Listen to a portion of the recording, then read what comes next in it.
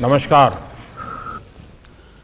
इस बार बजट से पहले आप में से अनेक साथियों से विस्तार से बात हुई थी। इस बजट ने भारत को फिर से हाई ग्रोथ ट्रेजेक्टरी पर ले जाने के लिए स्पष्ट रोडमैप सामने रखा है। बजट में भारत के विकास में प्राइवेट सेक्टर की मजबूत पार्टनरशिप पर भी फोकस है।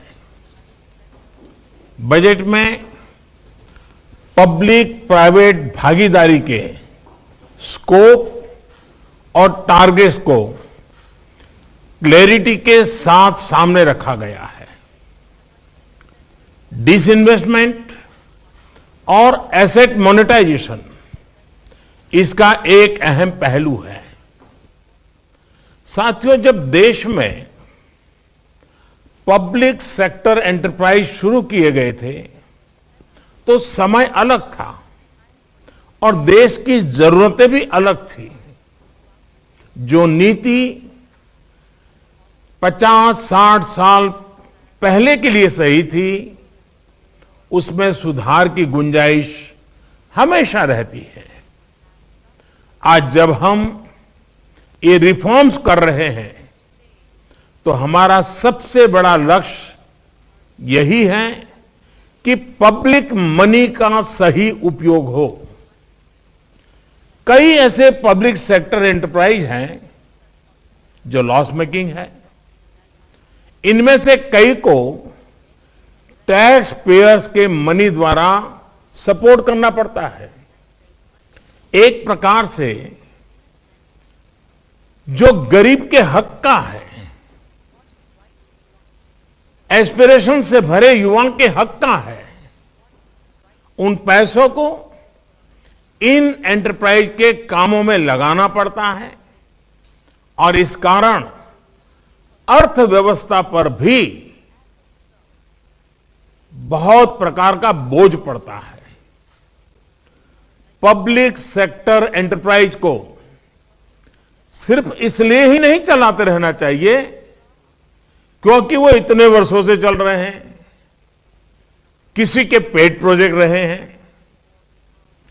पब्लिक सेक्टर एंटरप्राइज किसी विशेष सेक्टर की जरूरत को पूरा कर रहे हो, किसी स्ट्रैटेजिक इंपॉर्टेंस से जुड़े हो तो मैं इस बात समझ सकता हूं और उसकी आवश्यकता भी समझ सकता हूं। सरकार का यह दायित्व है कि वो देश के एंटरप्राइज को, बिजनेस को पूरा समर्थन दे, लेकिन सरकार खुद एंटरप्राइज चलाएं, उसकी मालिक बनी रहे। आज के युग में न ये आवश्यक है न ये संभव रहा है। इसलिए मैं कहता हूं, government has no business to be in business. सरकार का फोकस लोगों के वेलफेयर और विकास से जुड़ी परियोजनाओं पर ही रहना चाहिए। परियोजनाओं पर ही रहना चाहिए। ज्यादा से ज्यादा सरकार का शक्ति, संसाधन, सामर्थ्य कल्याण काम के लिए लगने चाहिए। वहीं सरकार जब बिजनेस करने लगती है तो बहुत तरीके से नुकसान भी होता है। निर्णय प्रक्रिया में सरकार के सामने कई बंधन होते हैं। सरकार में कॉमर्शियल निर्णय लेने का साहस का अभाव होता है। हर एक को भांति भांति के आरोप और कोर्ट कचहरी का भी डर रहता है और इस कारण एक सोच रहती है कि जो चल रहा है उसे चलने दो, मेरा तो दायित्व बहुत लिमिटेड टाइम का है, मेरे बाद जो आएगा वो देखेगा। इसलिए ये फैसला लेता ही नहीं है, जो ऐसा चलता है चलने देता है। ऐसी सोच के साथ बिजनेस नहीं हो सकता। आप भी भली भांति जानते हैं। इसका एक और पक्ष यह है कि जब सरकार बिजनेस करने लगती है तो उसके रिसोर्सेज का दायरा सिमट जाता है।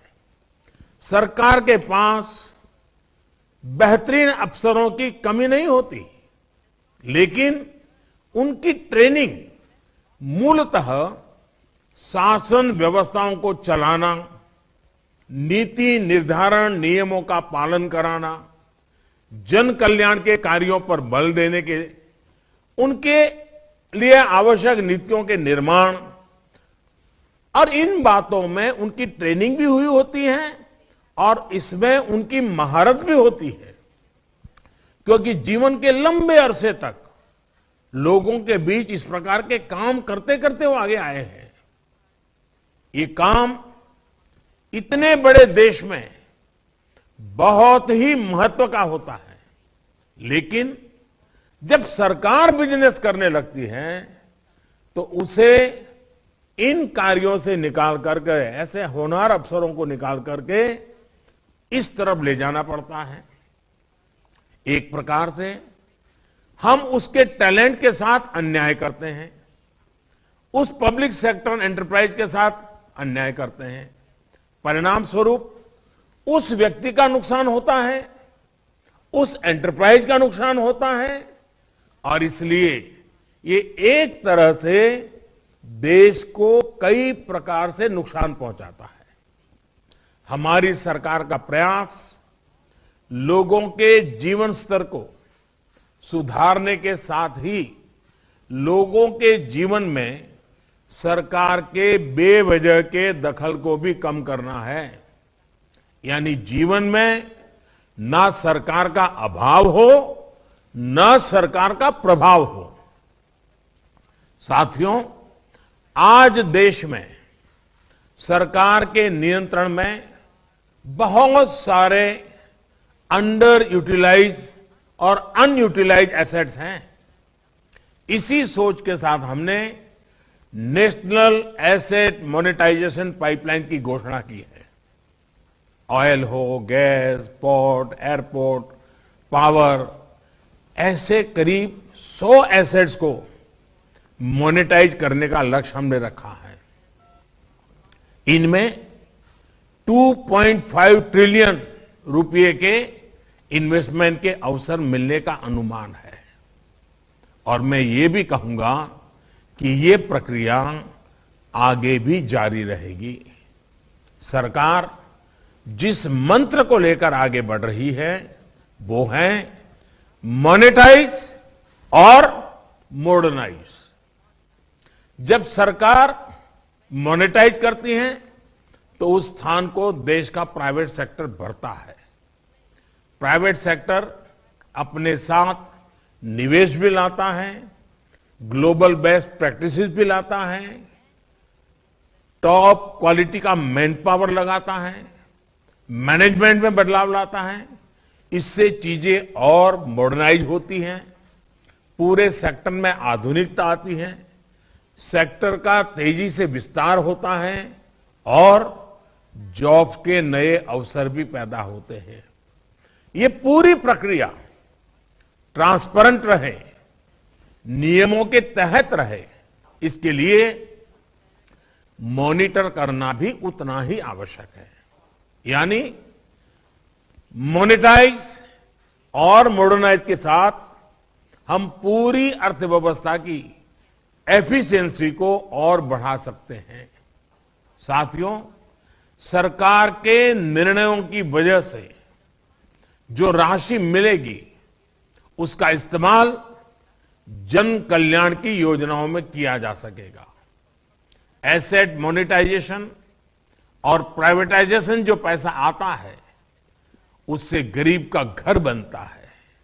वो पैसा गांव में सड़क बनाने काम आता है, वो पैसा स्कूल खोलने में काम आता है, वो पैसा गरीब तक साफ पानी पहुंचाने के काम आता है। सामान्य मानवी से जुड़े ऐसे कितने ही काम होते हैं। आजादी के इतने साल बाद भी हमारे देश में इस तरह की कमियां हैं। अब देश इसके लिए ज्यादा इंतजार नहीं कर सकता है। हमारी प्राथमिकता देश का सामान्य नागरिक, उसकी आवश्यकताएं, उसकी जरूरतें वो रहनी चाहिए। सरकार इस दिशा में तेजी से काम कर रही है। इसलिए एसेट मोनेटाइजेशन और प्राइवेटाइजेशन से जुड़ा हर निर्णय देश में नागरिकों के लिए, चाहे वो गरीब हो, मध्यम वर्ग का हो, युवा हो, महिला हो, किसान हो, मजदूर हो, उनको एम्पावर करने में मदद करेगा। प्राइवेटाइजेशन से सामर्थ्यवान युवाओं के लिए बेहतर अवसर भी उपलब्ध होते हैं। नौजवानों को अपना टैलेंट दिखाने के लिए ज्यादा अवसर मिलते हैं। साथियों, देश के हर एंटरप्राइज को एफिशिएंट बनाने के लिए transparency, accountability, rule of law, parliamentary oversight और मजबूत राजनीतिक इच्छा शक्ति आज आप स्पष्ट रूप से अनुभव करते होंगे। इस बजट में पब्लिक सेक्टर एंटरप्राइज के लिए जिस नई पॉलिसी की घोषणा की गई है, उसमें भी हमारा ये इरादा साफ साफ दिखता है। 4 स्ट्रेटेजिक सेक्टर के अलावा बाकी सारे पीएसयू के प्राइवेटाइजेशन को लेकर सरकार प्रतिबद्ध है। स्ट्रेटेजिक सेक्टर्स में भी कम से कम पीएसयू रहें, जितनी जरूरत हो उतने ही रहें, ये भी हमने साफ किया है। ये नीति एनुअल डिसइन्वेस्टमेंट टारगेट से आगे बढ़कर मीडियम टर्म स्ट्रेटेजिक अप्रोच रखते हुए इंडिविजुअल कंपनीज के चयन में मदद करेगी। इससे इन्वेस्टमेंट का भी एक क्लियर रोड मैप बनेगा। इससे हर सेक्टर में आपके लिए इन्वेस्टमेंट के नए अवसर बनेंगे और भारत में रोजगार की भी अपार संभावनाएं बनेगी। और मैं ये भी कहूंगा कि यह सब मूल्यवान एसेट्स हैं। इन चीजों ने देश की बहुत सेवा की है और आगे भी बहुत संभावनाओं से भरी पड़ी है। हमने बहुत बार देखा है कि जब मैनेजमेंट बदलता है तो इकाइयां नई ऊंचाई पर को छू लेती है। आप सब लोग वर्तमान से नहीं, भविष्य की जो संभावनाएं छुपी है उससे इसका आकलन करें और मैं इनके उज्जवल भविष्य को स्पष्ट रूप से देख पाता हूं। साथियों, आज जब हमारी सरकार पूरे कमिटमेंट के साथ इस दिशा में आगे बढ़ रही है, तो इससे जुड़ी नीतियों का इंप्लीमेंटेशन उतना ही अहम है। पारदर्शिता सुनिश्चित करने के लिए, कंपटीशन सुनिश्चित करने के लिए, हमारी प्रक्रियाएं सही रहे, पॉलिसी स्टेबल रहे, ये बहुत आवश्यक है। इसके लिए एक डिटेल्ड रोड मैप के साथ ही प्रॉपर प्राइस डिस्कवरी और स्टेक होल्डर मैपिंग के लिए हमें दुनिया की बेस्ट प्रैक्टिसेस से सीखना होगा। हमें यह देखना होगा कि जो निर्णय लिए जा रहे हैं वो लोगों के लिए तो लाभकारी हो ही, उस सेक्टर के विकास में भी मदद करें। साथियों, दिसंबर में वर्चुअल ग्लोबल इन्वेस्टर समिट में आप में से अनेक लोगों ने सोवरिन और इंफ्रास्ट्रक्चर फंड के लिए टैक्स इंप्रूवमेंट जैसी कुछ बातें मेरे सामने रखी थी। आपने देखा है कि इस बजट में इसका समाधान किया जा चुका है। देश के काम करने की स्पीड आज आप अनुभव करते होंगे। प्रोसेस को तेज करने के लिए हमने एक एम्पावर्ड ग्रुप ऑफ सेक्रेटरीज बनाया है, जो इन्वेस्टर के सिस्टम से जुड़े यूसीज को तेजी से दूर करता है। इसी तरह अनेक सुझावों के आधार पर हमने बड़े इन्वेस्टर्स को कदम कदम पर मदद करने के लिए एक सिंगल पॉइंट ऑफ कांटेक्ट का सिस्टम भी बनाया है। साथियों, बीते वर्षों में हमारी सरकार ने भारत को बिजनेस के लिए एक अहम डेस्टिनेशन बनाने के लिए निरंतर रिफॉर्म्स किए हैं। आज Bharat one market one tax system से युक्त है। आज भारत में कंपनियों के लिए एंट्री और एग्जिट के लिए बेहतरीन माध्यम उपलब्ध है। भारत में कंप्लायंस से जुड़ी कॉम्प्लेक्सिटीज को लगातार सुधारा जा रहा है। लॉजिस्टिक्स को लेकर आने वाली समस्याओं को तेज गति से दूर किया जा रहा है। आज भारत में टैक्स सिस्टम को सिंपल किया जा रहा है। ट्रांसपेरेंसी को बल दिया जा रहा है। भारत उन देशों में है जहां टैक्स पेयर के राइट्स को कोडिफाई किया गया है। लेबर लॉज को भी अब सरल किया जा चुका है। साथियों, विदेश से जो साथी हमारे साथ आज जुड़े हैं, उनके लिए तो एक प्रकार से भारत में नए अवसरों का खुला आसमान है। आप भी परिचित हैं कि एफडीआई को लेकर भारत ने अपनी पॉलिसी में किस तरह के अभूतपूर्व रिफॉर्म्स किए हैं। एफडीआई फ्रेंडली माहौल और प्रोडक्शन लिंक इंसेंटिव्स पीएलआई जैसे प्रोत्साहन के कारण आज निवेशकों के में भारत के प्रति उत्साह और बढ़ा है। ये बीते कुछ महीनों में हुए रिकॉर्ड एफडीआई इनफ्लो में स्पष्ट रूप से दिखता भी है। आज ईज ऑफ डूइंग बिजनेस सिर्फ केंद्र सरकार तक सीमित नहीं है, बल्कि हमारे राज्यों ने भी इसके लिए स्वस्थ स्पर्धा हो रही है। ये एक बहुत बड़ा बदलाव है। साथियों, आत्मनिर्भर भारत के लिए मॉडर्न इंफ्रास्ट्रक्चर पर, मल्टी मॉडल कनेक्टिविटी पर तेजी से काम किया जा रहा है। अपने इंफ्रास्ट्रक्चर को अपग्रेड करने के लिए आने वाले 5 वर्षों में 111 ट्रिलियन रुपए की नेशनल इंफ्रास्ट्रक्चर पाइपलाइन पर हम काम कर रहे हैं। इसमें भी प्राइवेट सेक्टर के लिए लगभग 25 ट्रिलियन रुपए की इन्वेस्टमेंट की संभावनाएं हैं। ये इंफ्रास्ट्रक्चर प्रोजेक्ट्स हमारे यहां रोजगार और डिमांड को भी बढ़ावा देने वाले हैं। मुझे इस बात का भी एहसास है कि अनेक इन्वेस्टर्स भारत में अपना पहला ऑफिस खोलने की सोच रहे हैं। ऐसे सभी साथियों का स्वागत है और मेरा सुझाव है, गिफ्ट सिटी में इंटरनेशनल फाइनेंस सेंटर से बहुत मदद मिलेगी। इस सेंटर को इंटरनेशनली कंपैरेबल रेगुलेटरी फ्रेमवर्क के तहत गवर्न किया जाएगा। ये आपके लिए काम करने का एक बेहतरीन बेस हो सकता है। ऐसे ही अनेक प्लग एंड प्ले सुविधाएं भारत में देने के लिए हम तेजी से काम कर रहे हैं।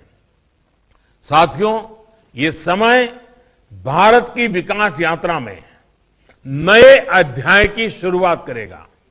जो निर्णय अब लिए गए हैं, जिस लक्ष्यों की तरफ देश बढ़ रहा है, उन लक्ष्यों की प्राप्ति पूरे प्राइवेट सेक्टर पर भरोसा और बढ़ाएगी।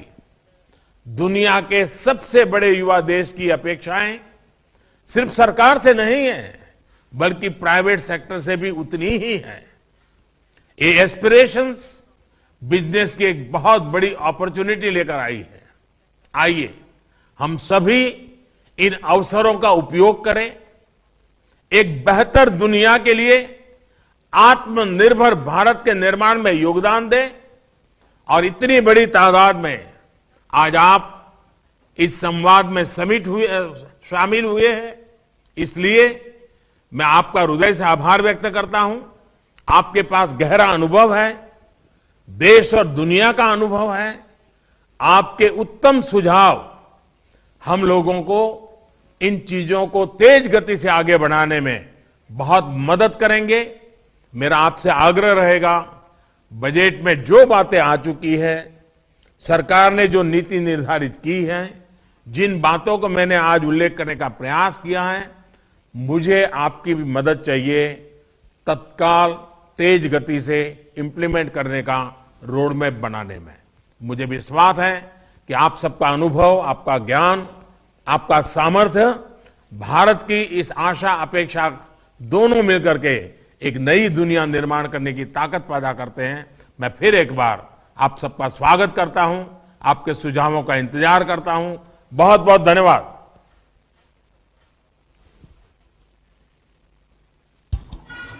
Honorable Prime Minister, on behalf of Finance Minister, Minister of State for Finance and all participants, it's an honor to convey our gratitude and thanks to you, sir, for sparing time today for the webinar and sharing your vision on an important theme. As we begin our deliberations today, we have been greatly benefited from your